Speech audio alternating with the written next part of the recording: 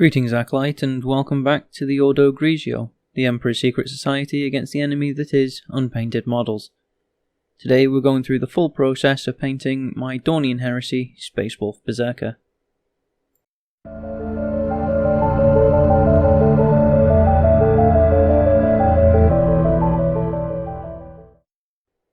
We start this video here where we left off in the last Space Wolf Berzerker video.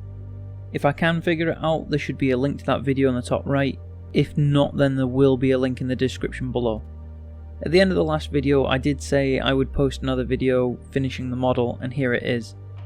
This video might make more sense if you go watch that video first, though it's not necessary, and I think I just won the award for saying video the most in a paragraph.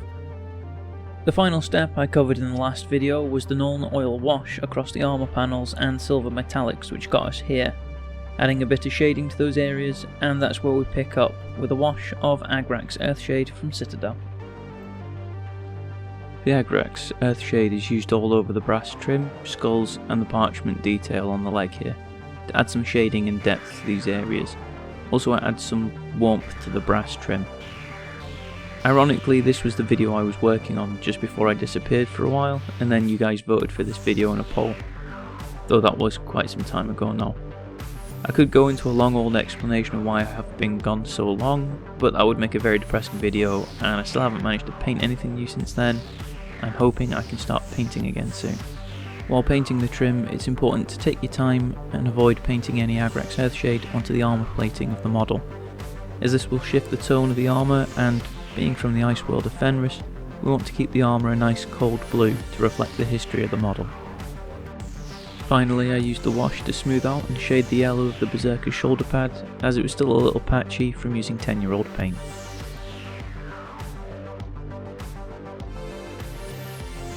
Screamer Pink is next, which we will be applying to the weird-faced tentacles growing out of the side of his head, contrasting against the pale, sickly flesh colour we did earlier, with a brighter colour because that's artistic, and I know what I'm doing, I swear. Next we are mixing Cadian Flesh Tone and Rakarth Flesh in a roughly 2-to-1 mix on the palette, which means palette camera is making another appearance today. I prefer to mix in brush loads, and once mixed, wipe away the excess paint on the brush and then apply a touch of water to thin the paint, though not enough that I would lose control of the paint being applied to the model. Using this colour mix to give a pale, unnatural highlight to the skin of the model's face, as let's face it, being a blood-crazed lunatic in a universe full of death is far from a healthy lifestyle, and that doesn't make energy drink seem so bad now, does it?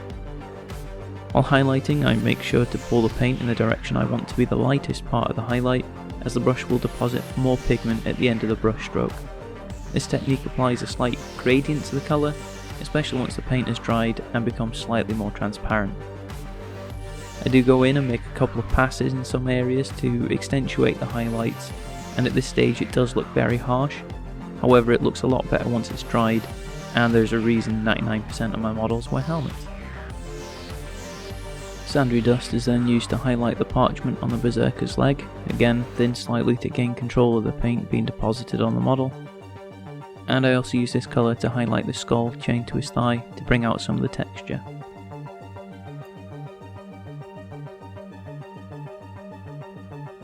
A 50-50 mix of Reichland Flesh Shade and Athonian Camo Shade is washed over the skin of the face to tone down the highlights a little and add a bit more sickly colour back into the face, as he was looking a little too much. I haven't slept in a week, and not enough the power of the warp consumes me.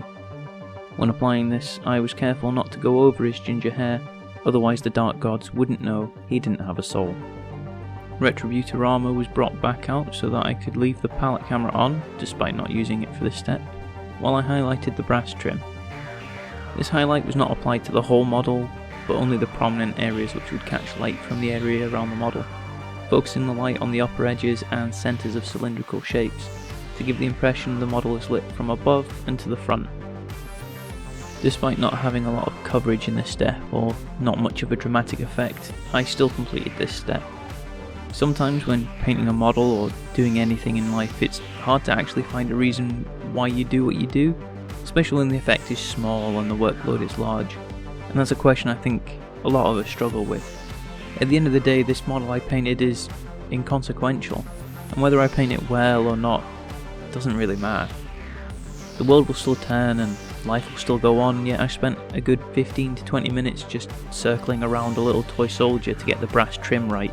It makes no sense, especially editing together a video of it and posting it online. Trivial at best, so why do I bother? If you can figure it out, let me know. The Death Guard green comes out, and so does the palette camera apparently, which seems to have a fleeting presence in my life. After thinning the paint, we use this to add a few details on the face while we ponder the existential nature of the world and hope that he will look a little sicker at the end of the application. Again, taking your time and being mindful of your brush strokes is good practice, as the last thing we want here is a big splodge of Death Guard green, screwing with any of the areas we've already put way too much time and effort into. Then onto the Wild Rider red, thinned down as far as I can get without fucking it up. There's a theme there. With this, I'll just be catching the edge of the brush along the texture of the hair to push the contrast a bit further and really bring out the vibrancy of the ginger and help pull some attention to the face and torso as the focal point of the model. Because if I throw enough fancy arty words in here, someone might actually believe I have a clue what I'm doing and not just making up the paint scheme as I go along. Another step, which I can't even detect on the finished model, is a highlight of Bad Moon Yellow on the shoulder pad of the Berzerker. That's not hyperbole, I literally can't tell I've done this looking at the finished model next to me, and honestly if it wasn't recorded I would have forgotten I did this step. I focus on the upper part of the shoulder pad, though with the paint being 10 years old and just a bad paint, it comes on quite patchy and I end up just going with a stippling motion. To be honest, if I was going to finish the squad, I would just skip this, as it doesn't really add anything to the model and just makes me sad looking at it, to be honest. You make me sad. Rakarth flesh is then used to add an additional tighter highlight to the skull on the Berzerker's leg, catching just the finest points. It's also used as a small edge highlight on the parchment paper on the sharpest lines and corners, and then also adding some small scratchy details on the paper. After messing with my camera for way too long because I didn't like the angle it was sitting at, I then brought out Cadian Flesh Tone to do a final extreme highlight on the flesh of the model's face to really make it pop, focusing on the eyebrows, cheekbones and the nose.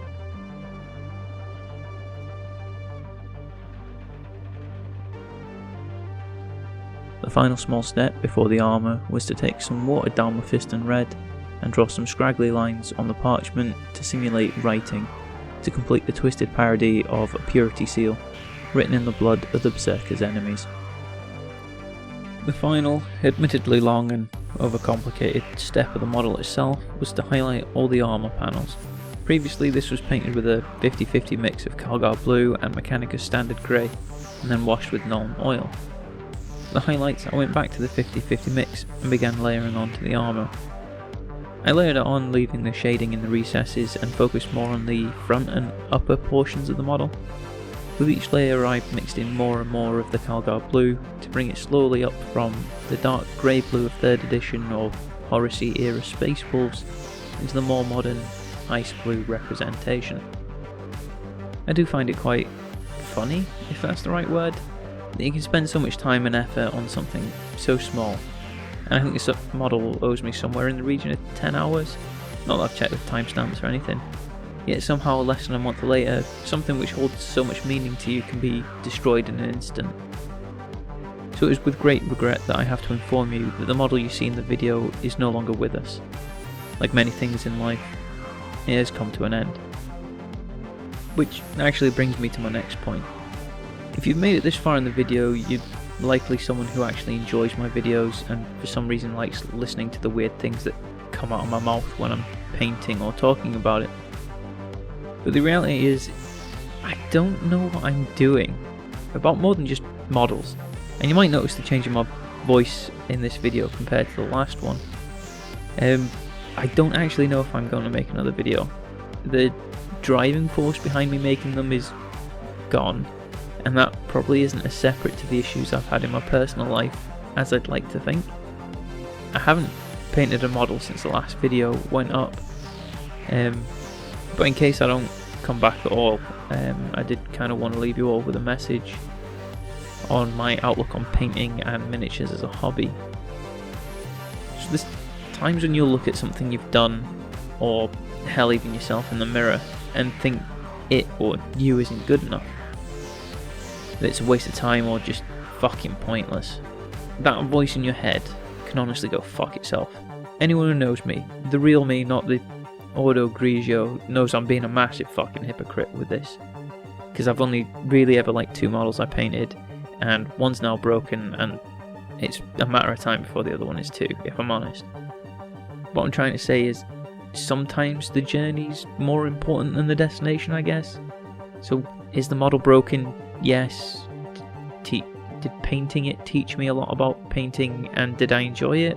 Also a yes. With the rise of social media, we find ourselves surrounded by the ideal constantly, and that is an impossible standard to live up to. Like, we're all human and have flaws and make mistakes. Some of us less than others, some of us more, but we all do. What I believe to be important in miniatures and in life, I guess, is not letting the small things overwhelm the good that's out there. Like, a brushstroke could be out of place, but you still enjoyed painting it. Your Death Star could be killed in turn 1, but you're still playing 40k, you know? I don't really know where I'm going with this. I guess what I'm trying to say is, do your best not to become me, if that makes sense. There's a lot better ways to spend the hobby time you actually get than focusing on the bad, and if you focus on the bad, then that's all you're ever really going to see, and you're never going to get anywhere, you're never going to improve. You might as well just, if you like painting models, paint fucking models, you know? They're your fucking models, I don't give a shit. If people on YouTube paint a fucking masterpiece and go, this is how I fake being a good painter, because, and then they pull out 17 different techniques that didn't even exist 10 years ago because they're fucking artists. Your models are your models, your life's your life. So just, you do you, I guess. On that note, there's the video that I promised you all over a month ago in a poll. Took a bit longer than a month, and I threw in a totally superfluous philosophy class at the end, just so you could have a peek at the mind of a grown adult who can't even finish their squad, never mind a full army. So, all that being said, hope you enjoyed the video, despite the depressing turn at the end. Take care, look after your brushes, and I'll see you all around.